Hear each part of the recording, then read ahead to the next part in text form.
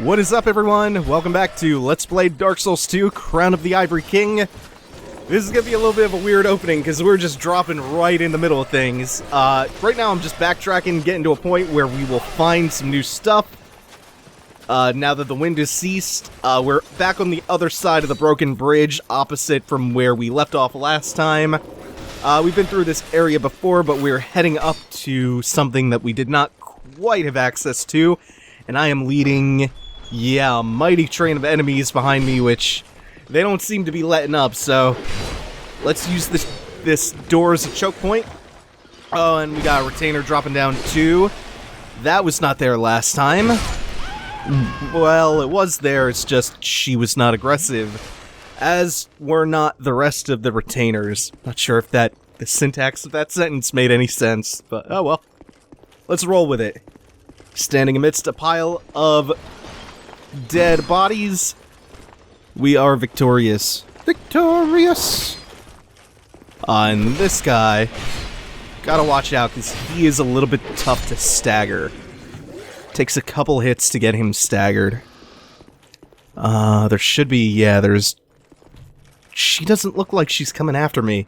She'll probably aggro, like, as soon as I start opening a chest or something. You know what, let me... No, she's still not coming after me. Okay. Okay. I'm not gonna bother her then. So these three chests were not available. Ah, there she is. I knew it. I called it. Called that so hard.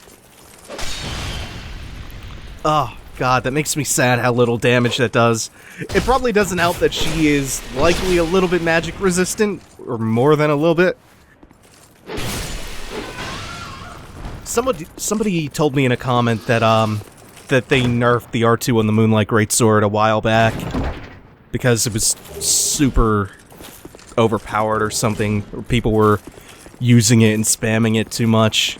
They probably nerfed it in the same patch, if I had to guess, that they nerfed Miracles, which was, I believe, the patch they introduced the first bit of DLC like 3 months ago in. That sucks. It would have been nice to have that actually be useful to me. We also picked up a Sorcerer's Twin Blade back there. It's making me wonder if I can power stance Twin Blades, because I still have that, +5 magic-infused Red Iron Twin Blade from the old Iron King playthrough. Let's see if I can get through this room a little bit more tactfully than I did last time. Which, as long as I don't die, I mean, anything would be an improvement over the first time I did this room. Trying to do spinny, flippy, fancy bullshit. Oh, I'm underestimating the range on that a little bit. Still going better. Still going better than last time.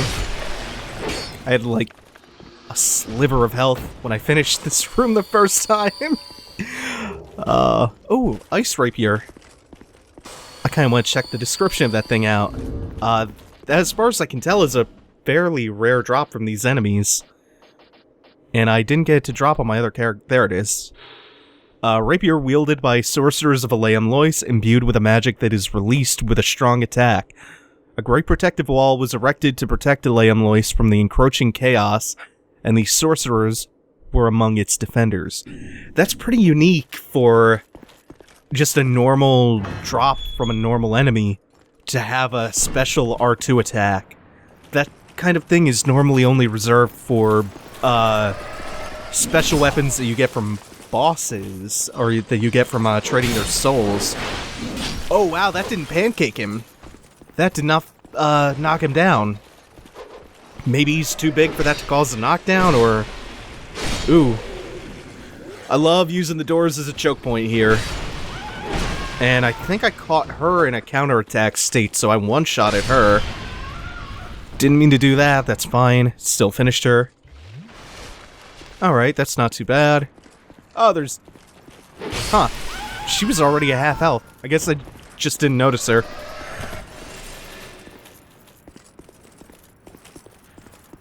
Alright, it's just you.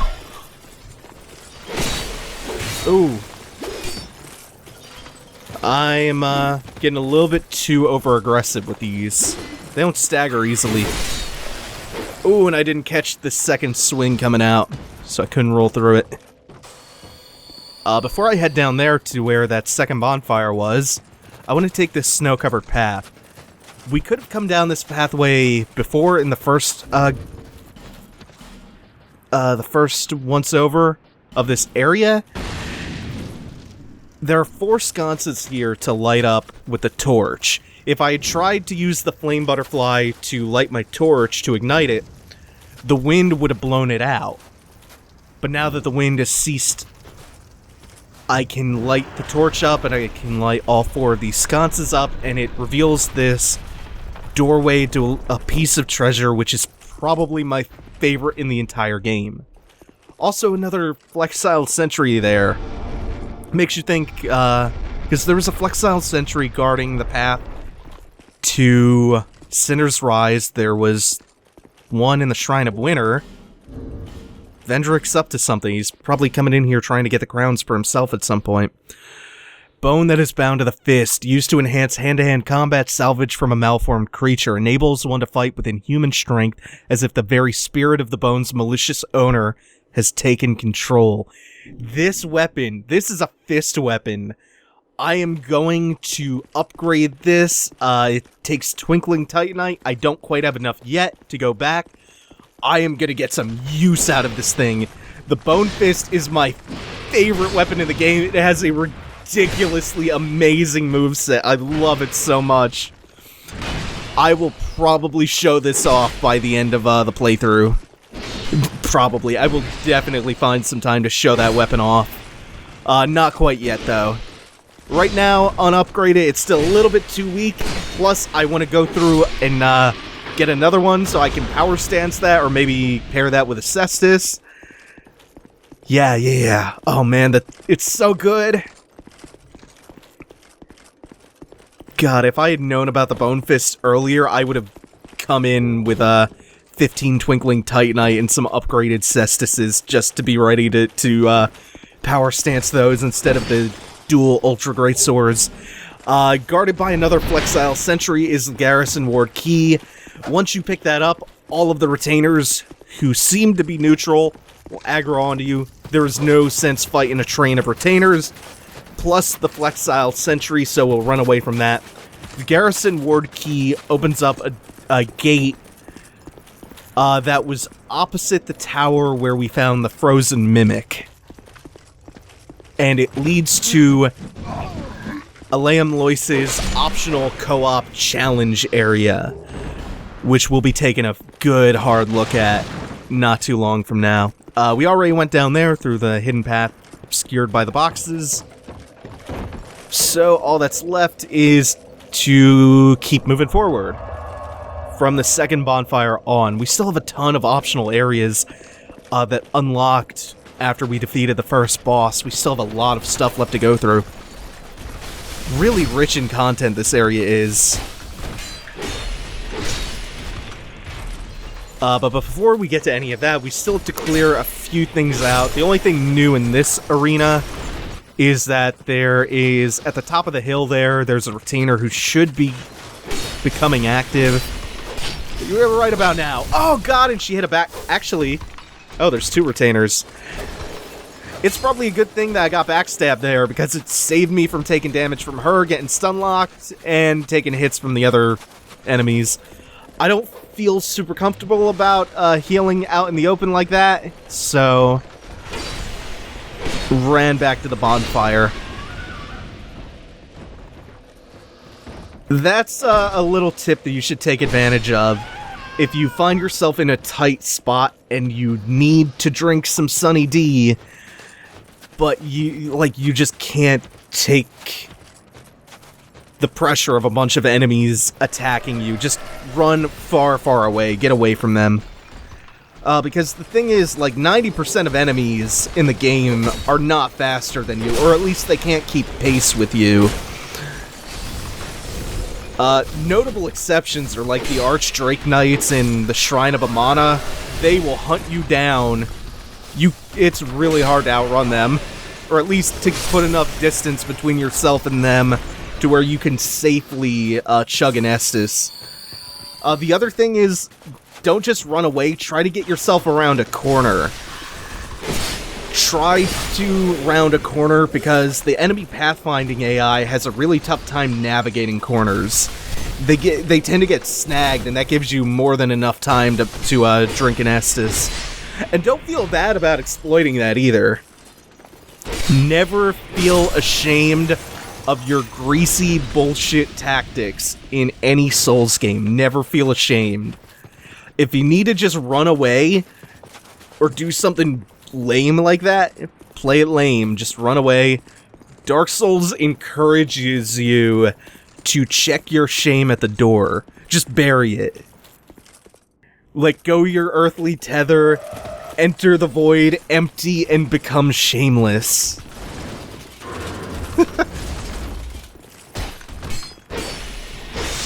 This night we've seen before. We actually have a decent stretch before we get to anything new. Actually, no, I'm super wrong about that. Right, the retainer. Because right around this corner is that gate that I was just talking about that you get the Garrison Ward key for. In fact, it is straight ahead from us. You are going to chuck your lance like a javelin, which I love. Binwin Bronze Bottom style. Oh, and there's another one behind me. Woo. Man, I'm really happy I heard that audio cue. So are both of them gonna come after me? I wish one of them... There we go. Okay. These guys are not too bad. They hit really hard. They're pretty slow, though. One thing you have to be really careful about is that the arc of their swing is really wide. It hits like a full 360 degrees around them. They also have that and their other projectile where they straight up... it doesn't even one-shot the normal hollows. Oh, that's so sad. Oh, no. Ooh. That was slick, too. I didn't see him. I back-rolled through the attack. I'm gonna pat myself on the back for that. That was slick. I was thinking about finishing off those two really weak hollows in front of me when I rolled through his first attack. But that would have been suicide. Impossible. Therefore, vigor required ahead. This challenge area is a doozy. Not doing it quite yet. We will be back for that. It's my favorite one. It's one of my favorite parts of the game, actually. It's so absurdly good. I know people are I know people are gonna hate it though. I've already seen the salt. The challenge area is a salt mine. It's really good though. It's got a great gimmick. Oh, god damn it. You would interrupt me, wouldn't you? So remember, in this room we saw the Mimic frozen in a block of ice? Well, now that we've thawed the ice, he's gone back to his normal state. And we get a piece of Katarina armor from him.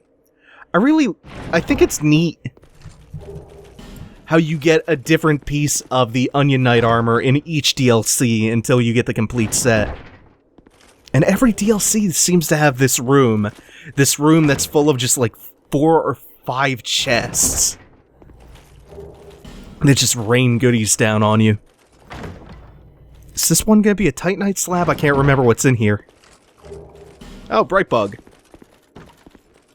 Bright Bugs reduce the amount of damage you take and increase the amount of damage you do, if I'm remembering those right. Pretty handy little items to have.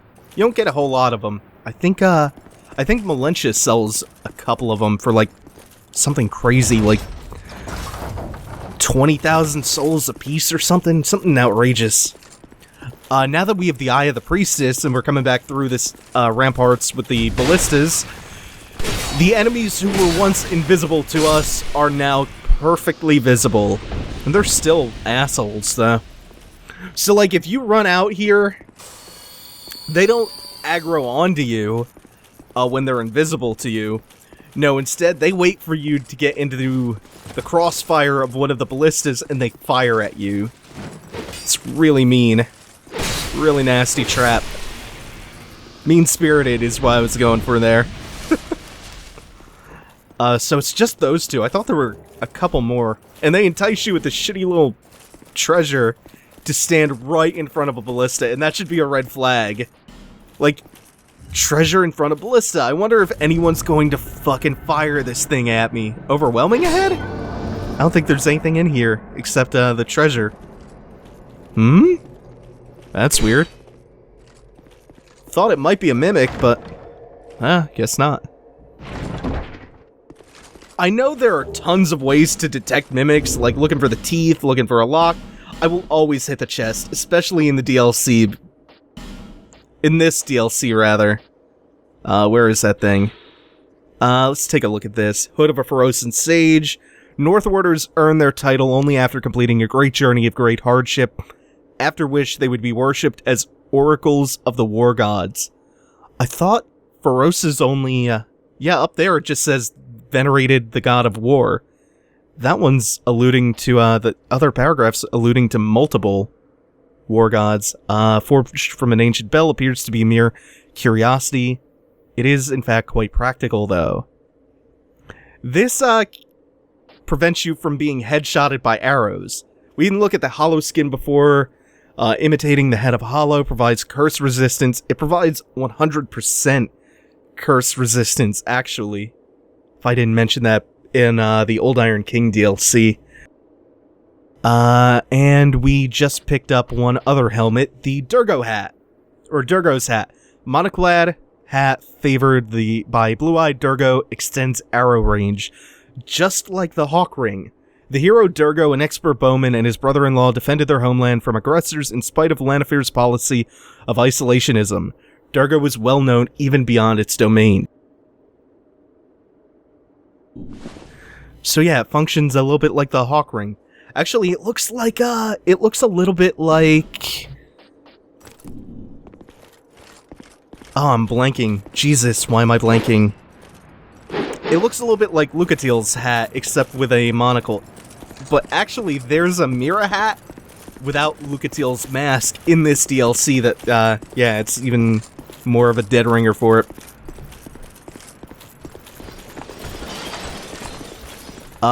So that's new, and this whole entire pathway, I believe, is new.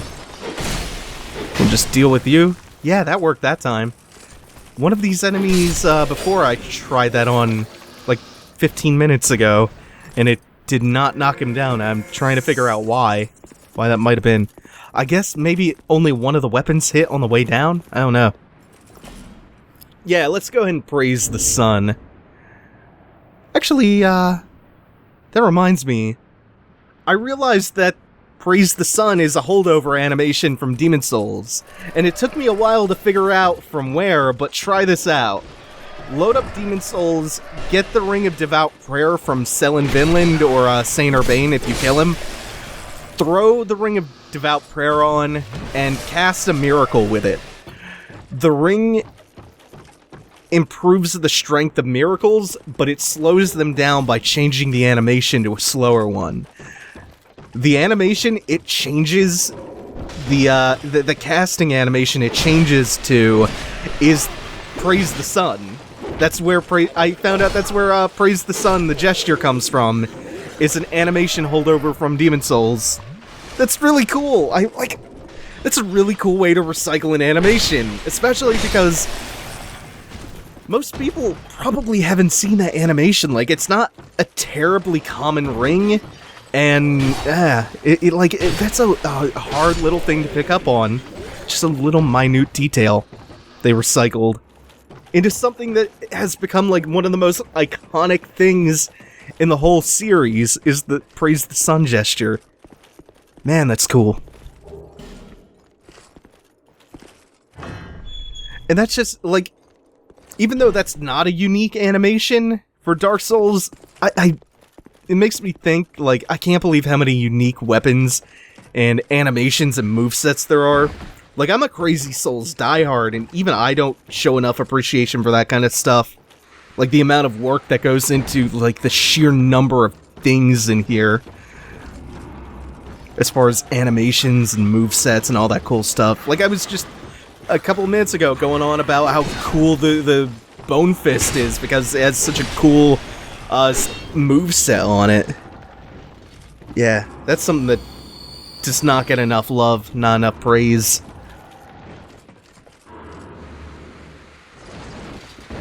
It can be pretty easy to overlook that stuff. Oh, that's something I love about these knights. Dark Souls 2 has a real problem with, like, there's way too much tracking. There are way too many spells and arrows and attacks and overheads that auto-track the player. So one of the cool things about those knights is when they stick their lance out and they go to charge, the direction they start that charge in, they're going straight forward. They don't track you, which is kind of nice. It's a nice change of pace away from all the tracking bullshit that you can kind of get into. There's the dogs. Here, doggy doggy. Again, more cool, unique movesets. Although, I guess, unique isn't the word for it. It was in Dark Souls 1. But just, like, tons and tons of animations. This is what I should have been doing back in the tower. There we go. I still took a lot of damage, but that felt less bumpy than, when I was trying to do the power stance L2 way back when. I don't remember this. Yeah, liar head. I don't remember this being a mimic. This place is like the land of snow and mimics and dogs. There are a lot. Actually, I think there are like 2 or 3 mimics. Still more than the other DLCs, of which I think there were no mimics at all in the other 2 DLCs. Oh, you're alive? This is like the 3rd room in the DLC where I've just gotten mauled by dogs. How fucked was Eleum Loyce that packs of feral dogs were just wandering around everywhere in this city? It's like a frozen Detroit. It is exactly like a frozen Detroit. Oh, God. The truth hurts sometimes. I believe this is just a shortcut back up. There are tons and tons of shortcuts in this. Like, it feels like there are way more shortcuts in Eleum Loyce than in either of the other 2 DLCs. The level design, again, is super impressive. I don't understand how this came from the same team who put out the base game. Maybe they had more time to work on it. Maybe I don't know. It's so good, though. That's the other thing Eleum Loyce is the land of. The land of shit's not gonna open up from this side. Go around to the other side, friend. Guess you can't really fit that on a license plate, though. The fuck off, shit's not opening from this side state. You're gonna be a little bit of a problem, aren't you, Castaway Witch Donna? She has a couple of fairly nasty spells, but not too many. She's a big crystal soul spear that she casts. Not really anything too bad. The problem is, that is a limited range. Cool. The problem is you fight her on this narrow walkway, and she starts off a decent distance away from you, and the reason that I'm about to plink at her with a bow, there's that soul arrow, or whatever that is. I'm not super familiar with spell names. The thing that gives me a problem with her is that if you run up to her, she's gonna roll away and she's gonna back off. And it's hard to see, but on the left in the distance, if you follow the path around, there is a knight, and it's a real pain in the ass to fight her and the knight at the same time. And he aggroes from, I thought, a fair distance away, but I'm getting away with it. The other thing is, from back here, I can kind of, well, not now, but from the position I was in, I could push her away from him by getting between the knight and the invader, but she's got one more hit left. I probably made that more of a headache than it had to have been, since it doesn't seem like he... Yeah, like you have to be right at the entrance to this little rectangular walkway for him to aggro. I thought it was way closer to where she spawns, because I've gotten killed like that before, fighting both of them at the same time. So I was being really, really cautious for a second. Turned out all that precaution was totally unnecessary. Oh, and here is what we've been backtracking for. The main reason, aside from just cool loot and exploration, we have an unblemished knight of Eleum Loyce who seeks the chaos.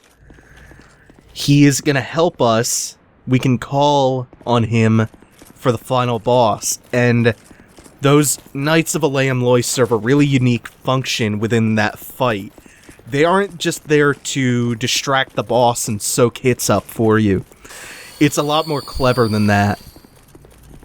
There are, I'm assuming, 3 that you can find, plus 1 that you get for free who just stands in front of the boss door.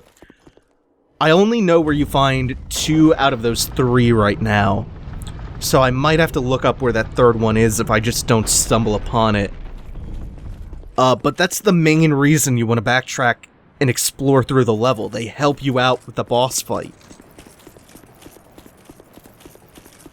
So if the boss is handing you your ass, and the fight is a little bit of a clusterfuck, that means you haven't explored the city enough.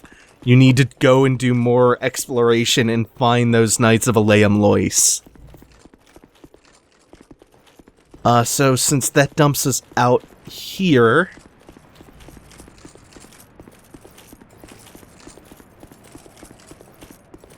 So this door right below where we got the Eye of the Priestess is opened up. The only path we have to go down now is towards the 3rd bonfire. Or rather, this is going to be the 4th one, technically. I think that's right. This is the bonfire that we got to earlier, right before I warped away to fight the first boss. And gonna leave you hanging here again. We will explore the rest of this so far unseen area later. Thanks for watching, everyone. Take it easy. Have a good one.